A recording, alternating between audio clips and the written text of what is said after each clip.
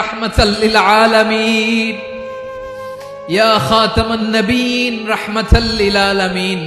দেখেন আমাদের কি অবস্থা, কি কঠিন বিপদে আমরা আছি, দাঁড়াতে পারি না, সূর্যের আলোতে ঘেমে হয়রান।